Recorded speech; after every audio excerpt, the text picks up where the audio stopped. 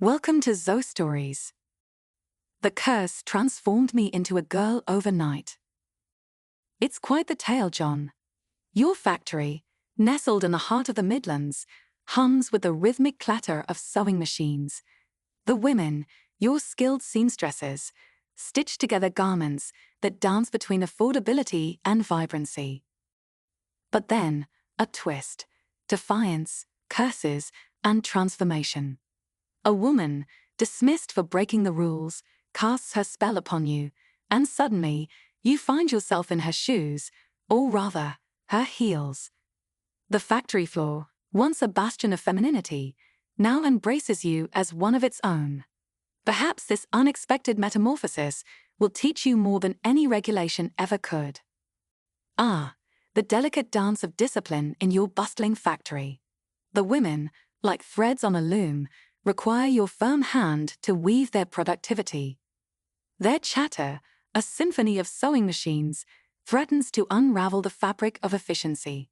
But perhaps, John, there's more to this intricate pattern than meets the eye. Why I've ended up with a woman on my team who has been hiding her poor performance to avoid getting caught. If a female leader were to run this place, it would crumble, and everyone would be out of work. They should be grateful for having a job. Most of them should be focused on domestic responsibilities. At 30 and still single, it's challenging to find a wife who will follow my lead and manage the household. It's not for lack of effort on my part, but it seems they all have ambitions of becoming leaders. They need to understand that men are meant to lead, and that women should recognize their subordinate role. It's 10 a.m., and I must head to the factory to assert my authority as the boss. After 3 hours of work, I approach the workroom, which is filled with noisy chatter. I can't help but wonder if some of them are wasting time on tea or coffee. However, the moment I step inside, the noise abruptly ceases. Angrily, I demand to know the reason for all the commotion.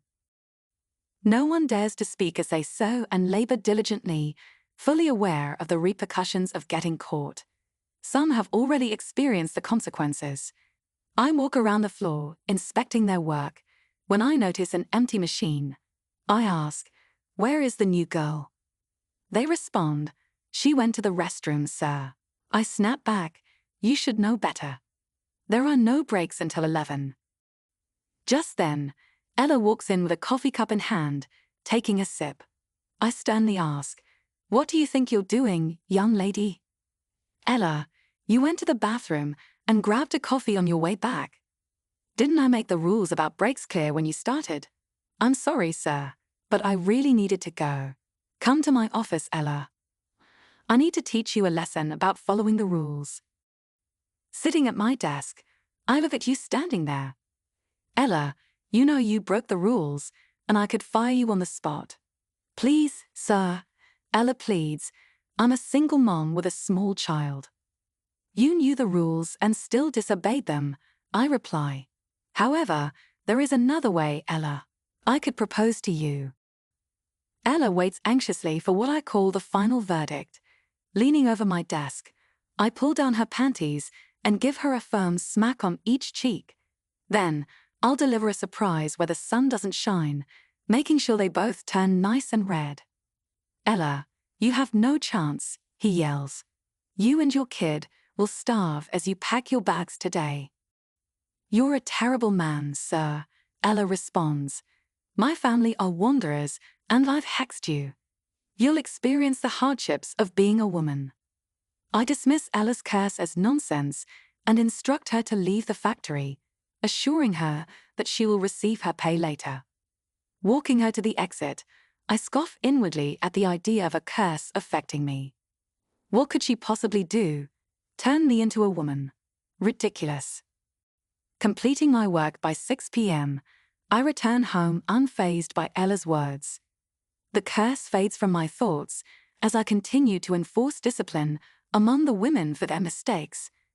As a manager, I've always appreciated many fine figures. One weekend morning, I find myself gazing at my reflection in the closet mirror. While changing clothes, I observe that my body is nearly hairless. The realization dawns that I no longer need to shave, a relief since I always found it tedious. With each passing day, I feel lighter, noticing my waist shrinking and my shoulders less broad. My limbs appear slender, subtly transforming over time. Puzzled by the changes, I can't help but admire my reflection in the mirror. I find myself looking quite charming.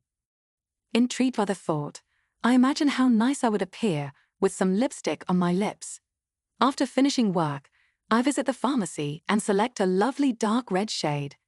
Applying it right there in the store, I confidently make my way to the cashier. She gives me a strange look, but I brush it off. It's just lipstick, after all. What's the fuss? The following day, I confidently wear my lipstick to work, and the women in the office compliment me on how nice I look. Their praise makes me feel good, and I express gratitude. In a surprising move, I inform them that I've eased the restroom rules, allowing them to use it whenever needed. They appreciate the gesture and address me respectfully as Sir. Since that woman cast her curse on me, my hair has been growing at an astonishing rate. One evening, on my way home, I passed by a women's hair salon and noticed pictures of various hairstyles in the window. Absent-mindedly touching my hair, I imagined how refreshing it would feel to have it shampooed, curled, and styled like one of those models. Inside the salon, the receptionist appeared taken aback when I expressed interest, but she calmly informed me that many men frequented the salon for perms and blowouts.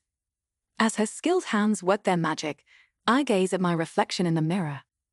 The unruly brows that once resembled a wild creature are now neatly shaped, thanks to her meticulous efforts. Perfect, I murmur, appreciating the transformation. They have a graceful feminine curve.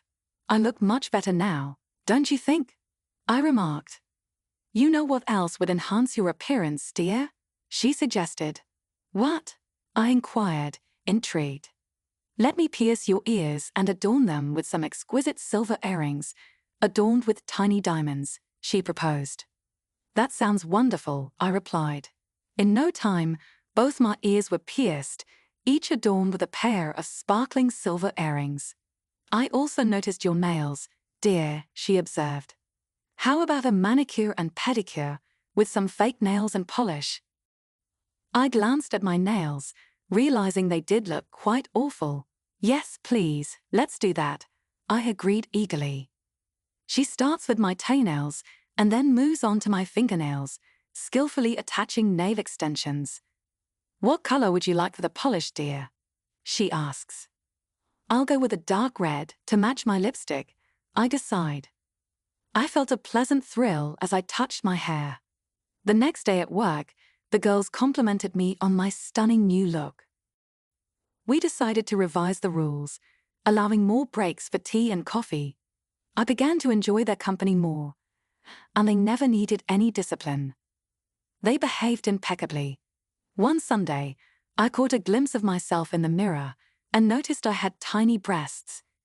Gently pressing them, I felt a wonderful sensation. Over the next week, my breasts grew noticeably larger, drawing compliments from the girls as my nipples pressed against my white shirt. How would you feel about going breast shopping with me after we finish work? One of them asked. Feeling the newfound weight of my chest, I decided to seek some assistance. Together, we headed to the lingerie department. A woman took my measurements for a bra. I was a 36C. Slipping one on, I relished the sensation. The bras felt so cozy and smooth, adorned with delicate lace. The girl who accompanied me suggested some lovely underpants.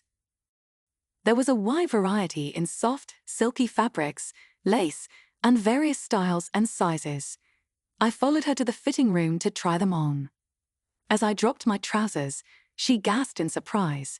You have such feminine lips, she exclaimed. I hadn't noticed, I replied, thinking it was just shrinking. I pulled on the panties, and they fit perfectly, feeling wonderful against my skin. She advised me to stock up on bras and panties as we continued shopping. Pausing in a blue dress that resembled a shirt, she admired it and asked for my opinion.